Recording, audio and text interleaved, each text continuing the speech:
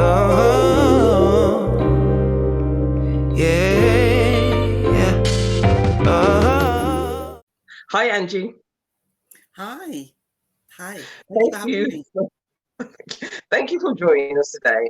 And I love the fact that we're talking about business. And I think this is something very important in the Black community and very important as women in business. I think that's really important as well. And I know that you come as a brand ambassador and a brand consultant.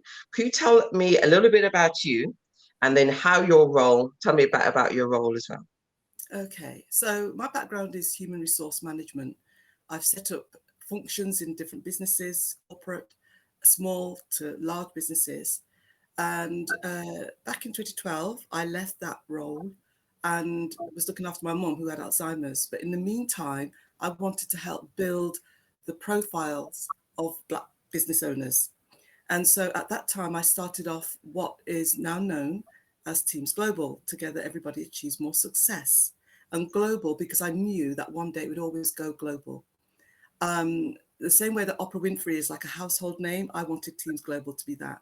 So I have businesses across the country, right through from Yorkshire, right through down to Bristol. And there are also 2 businesses in Africa. And I intend on extending on that. And the whole thing was to look at building business acumen, because I do feel we lack that as a community, and to also build awareness of the brands that are around. So whilst I have a consortium and have access to a number of business owners, I want to now concentrate on bespoke packages with businesses and have packages that will appeal to people's purses, because we all are in different places in terms of our businesses and how we're set up and the support we get in our own lives. So I will be looking at pulling together some packages that people can come along, and if they just want to simply use the opportunity to promote an event, because I have access to so many, it must be at 3,000 people, I will then charge for that, because after all, it's my time. So does that make sense? So what you're doing is that you're trying to tailor to the smaller end of those Black businesses to give them a higher profile, access into your networking, it sounds like. So it's able to get that kind of networking service, but also increase their brand awareness. So you talked about the packaging. Tell me a bit more detail about what those packagings will entail. Would be that one-to-one sessions? Is it group support? What exactly would be on offer? Well, the way I look at things is that there are no limitations. Again, everybody needs something. So, and this is where the bespoke bit comes in. So last week I was approached by a business that's asked me to get a program out that's out there for them. And I've done that. And that's just, as I said, circulating it amongst the contacts I have. But I'm not limiting myself with saying that that's all. So packages will include using my social media platforms, which I'm in the middle of looking at. It will include networking events, conferences that I've put on in the past, and I will continue to do that. It will include online showcases, etc., etc. There is no limitation. It's anything that I can utilize to get businesses out there, and including one-to-ones, of course. And what do you think? How is the best way for Black business to improve? I mean, we've got the classic of having the dumpling shop with no dumplings kind of thing, which we know we've got this stereotype that we need to break. What kind of things, what is our weaknesses as a community? I think that something that's been always there historically is trust. I'm very much in favour of people collaborating, and I think we need to do more of that. But we do recognise, as in every community, there are people that you can't trust. You want to share information with, but we actually, and I've been burnt, my fingers have been burnt many a time when I've shared what I'm doing and it's been taken, the idea has been taken and ran somewhere else. So I think that we do have a number of weaknesses. I think that one of the things I actually found many years ago, which is the reason why I'm doing, and the reason why I'm doing what I'm doing, when I started doing my showcases then, back in 2013, I remembered going to over 100 Black business owners. I emailed them, I rang them, and those I didn't get hold of, I left messages. How many people do you think contacted me to acknowledge receipt of my message? How many do you think? Oh, I tend to go on the 10% rule. So let's say that 10. I wish. Oh, 2. 2. 2 Wow. people. Now, Mm. one day, I hope to be that person that will be able to support in a big way financially. Mhm. All those businesses that didn't contact me could have lost that opportunity. And I also think if we're to be taken seriously, we need to get on more better with the way that we operate. Mm. I could be the Eric Collins of this world. Do you know who Eric Collins is? No, no, The explain. American Black guy who comes in and supports people financially with their business. Oh, I He's might. been He on TV. sounds You might familiar. probably are aware. And there are others. But my point is, if we're to be taken seriously by other communities as well as ourselves, Mhm. then we need to get on better. So I think communication is lacking, trust is lacking. I think we need to also be mindful.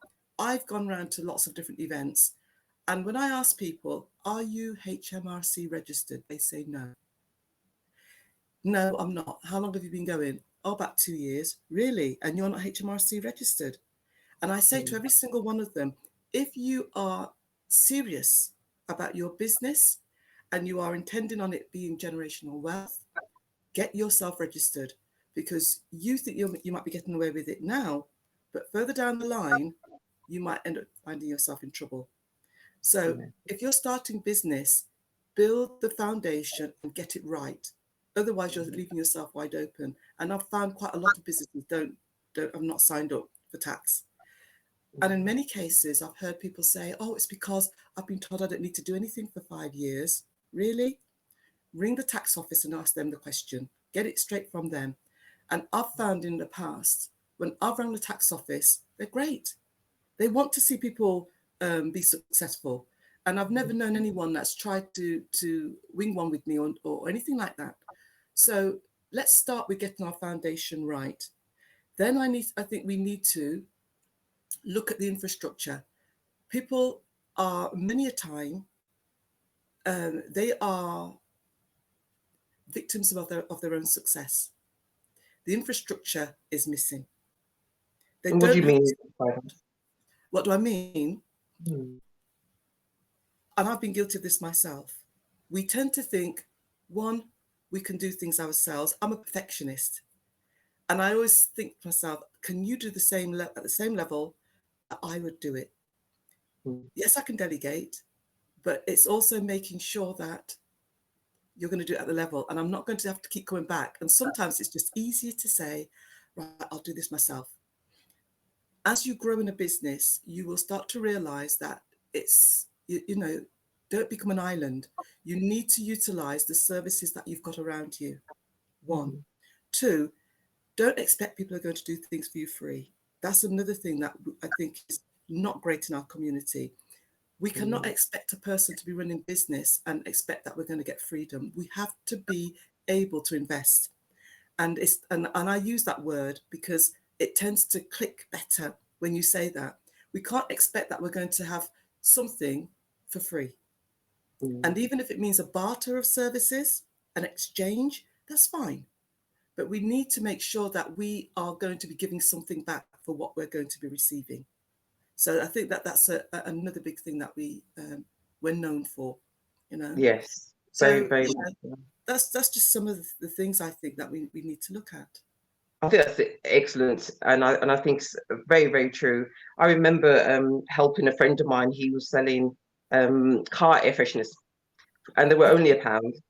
And we was outside promoting and selling these car air fresheners, a single pound, that's how much they cost each. Beautiful range, and often people come in trying to negotiate on the price, and I'm thinking, well, would you of negotiating on that price when you were buying your Reeboks, your Adidas, or whatever. Do you know what I mean? It was only £1, and there was that trying to negotiate to get it for free, and an expectation that, oh, we're friends, let's get that for free. And I think sometimes we don't value, and that's what you're kind of saying, we don't value each other's worth and value each other's time, and then that can be a problem because people just take advantage, and then that has a knock-on effect to trust, because now you're thinking, well, people are only going to take advantage of me, and so now you become the island because you don't trust. You can see the kind of those faults kind of knock on each Yes. other, really, don't Yes. they? Don't they? Yes, they do.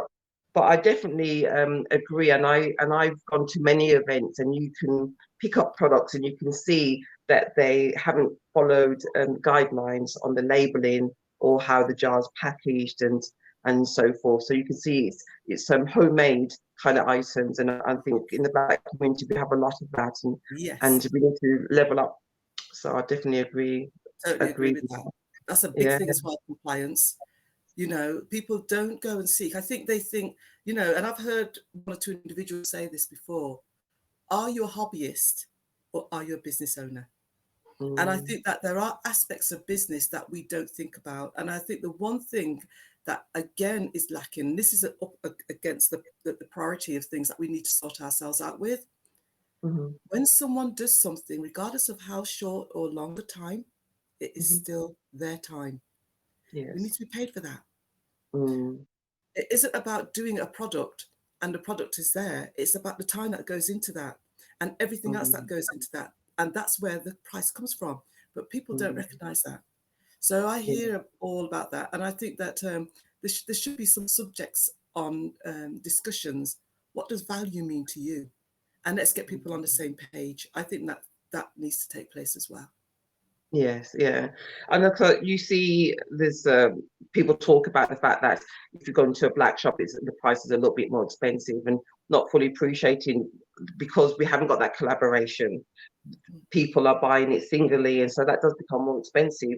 Whereas if we collaborate, a group of black shops collaborate and buy items, then the price can go down. Then you can pass that savings onto the customers. You know, but then as you said, it's that trust as well. There's a big trust. You know, and I think with other communities, even if they don't like each other, they will still do business. And there's a difference between business and fellowship and companionship kind of stuff, and we need to. Yeah. So it's Totally agree.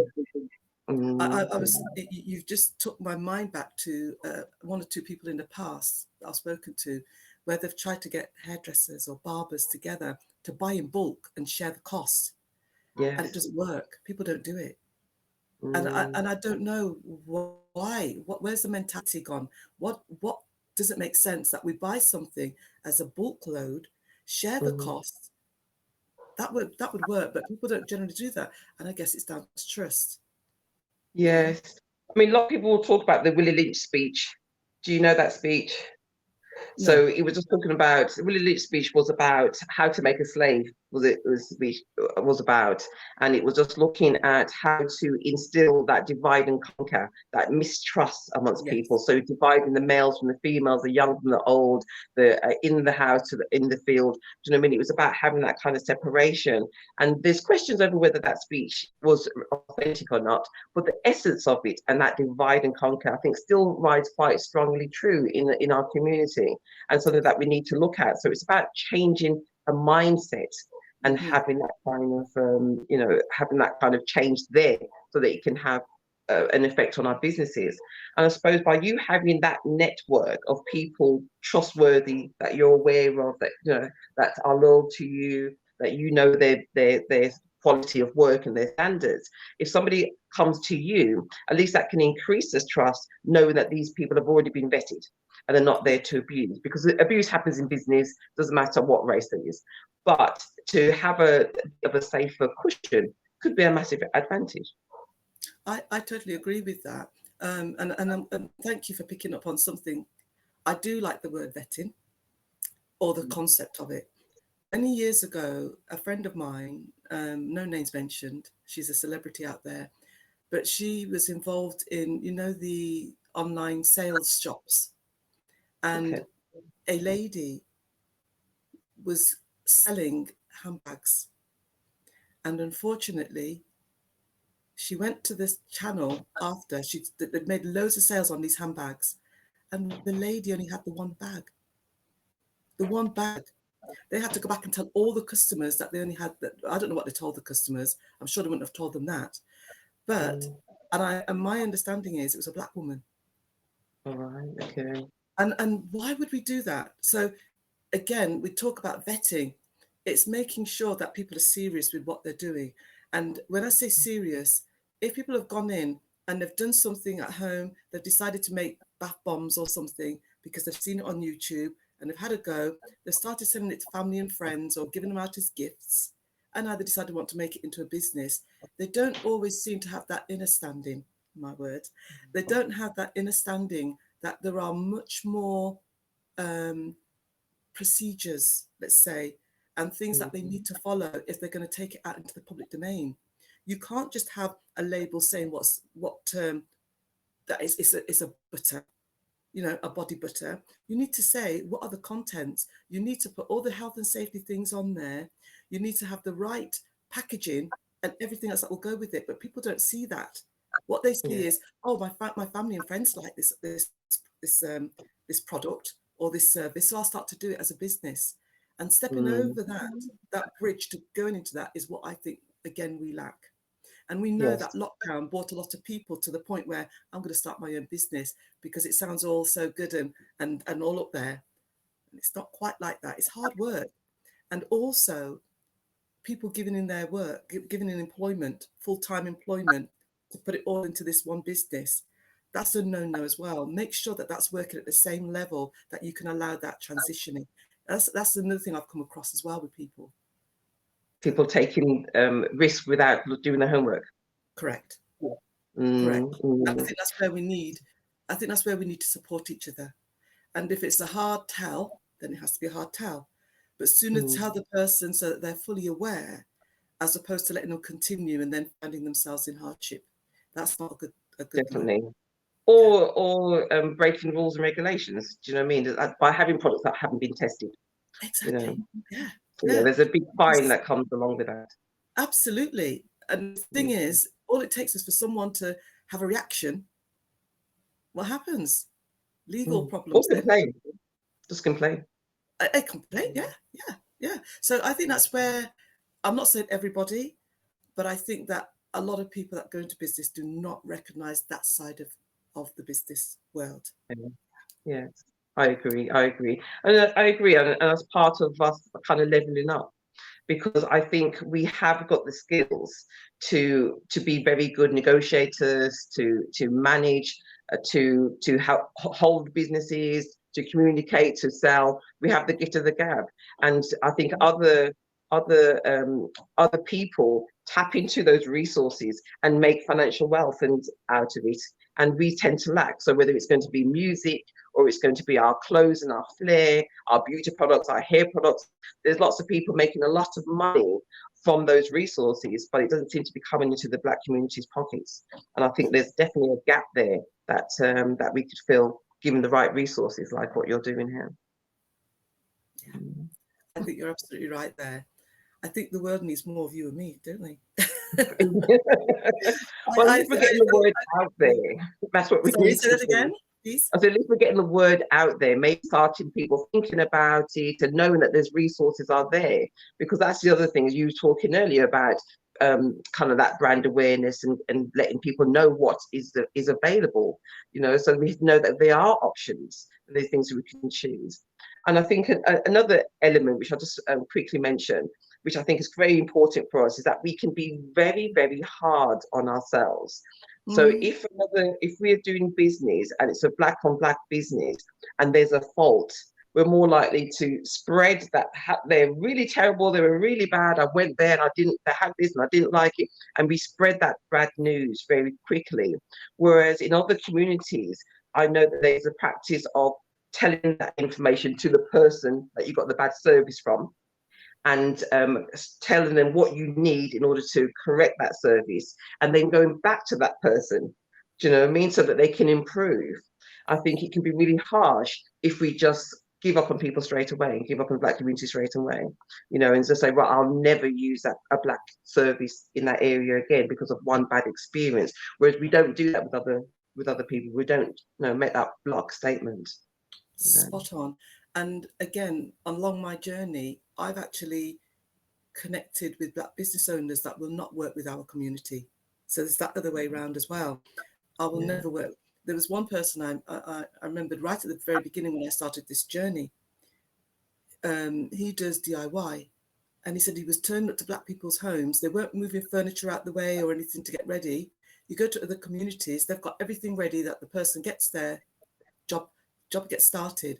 They get to the Black people's homes, nothing's been moved.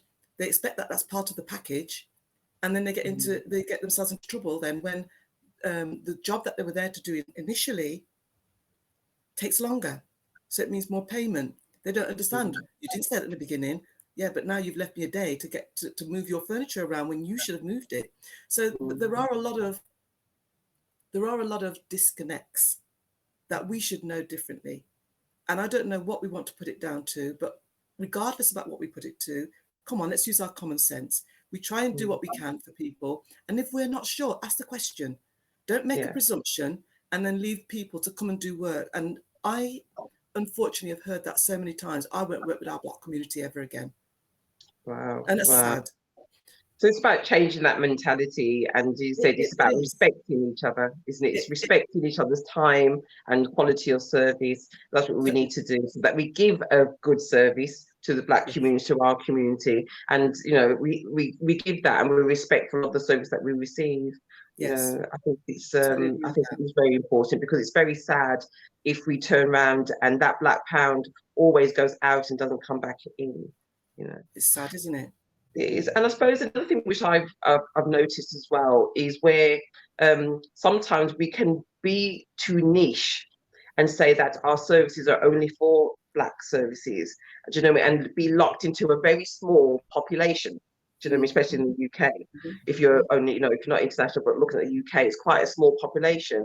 And I think when we talk about the Black pound circulating, it should also be money should coming in from other communities. We should have products that are open to other communities to bring the money in, so that that money can circulate, as opposed to just trying to make that £1 go around.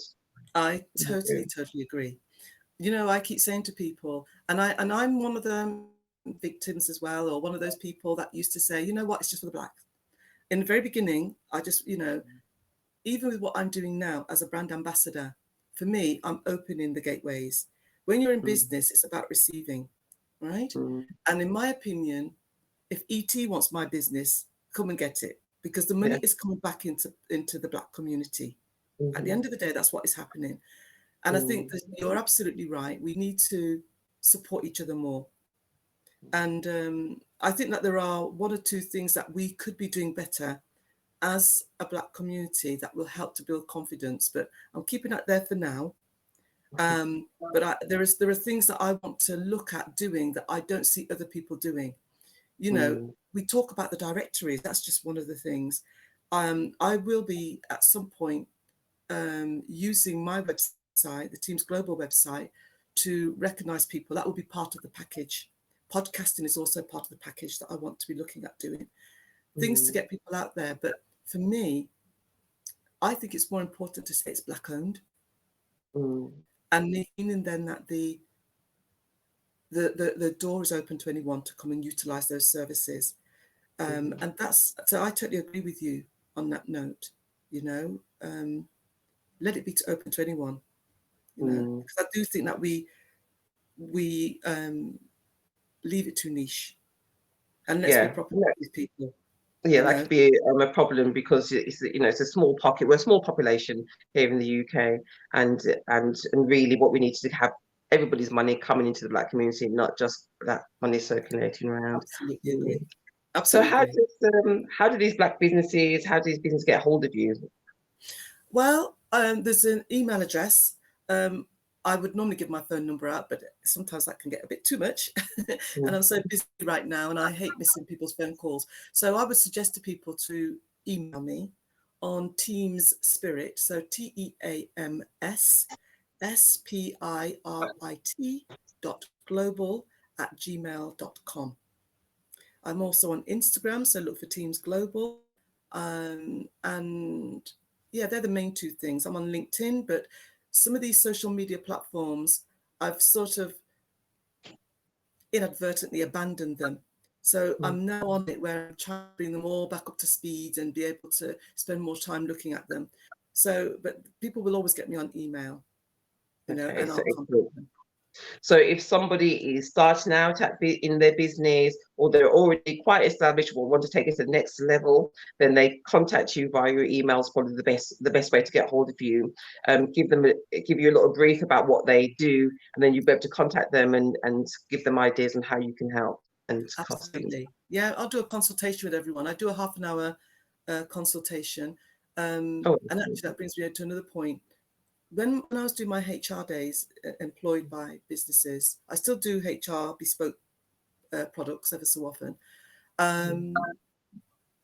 What I also found is that directors used to talk to me on a personal level and work or a strategy. I love strategy. So I also am there as an executive sounding board consultant, that if someone is stuck and they just can't see, they can ring me independently and confidentially. I do charge for that. But again, if people want that support and they want someone that is totally out of, you know, the independence they already have on others, I can be someone that can be contacted just to run that idea over. Or if they're just stuck in their personal life, it's not quite a coach. It's someone that's there to just pick up the phone and say, what do you think about this? And I'll say, have you thought about that? Da, da, da. So I do that as well. But that is, again, more towards the executive, the business owner. A bit like supervision kind of thing. So it's like a unbiased supervision. So people can. It's not quite supervision. This is, for instance, if you were doing something and you've come together with a plan, it's not worked or something, or you want to just have someone's ear or eyes on it before you run with it. That's the sort of thing I do. So it's for people that are concerned about either a strategy that they're doing or themselves. It could be something that they just want to talk to somebody, and it could be just a one-off if they want to. If they find themselves in positions where they want to talk to someone on a regular basis, and I've actually got that, where some established business owners will say, sometimes I just want to talk to somebody, but not to the people that I'm already around. And they can buy a bundle as well. So I do that. But again, anyone that's interested, send me an email and I can give them more information about that. Excellent. Thank you so much. It's been excellent talking to you, and thank you for sharing so much information. And I think that it's something that's definitely needed, and I'm glad that we've had the opportunity to talk about it. Bless you. Thank you so much. Thank you. And welcome to you, by the way. You're doing amazing, Val. So thank you. I think it's important to share, just like what you're doing, so that people are aware what's going on. And so I'm really pleased that we're able to share the information, and hopefully, you know, we are a community. One grows, we all grow. Let's all grow together, kind of thing. And that's the ethos that I like. So, you know, I'm trying to spread the word, and you've helped me to do that today. So I'm really grateful. Really grateful. You have a great day. You take care. You too. God bless.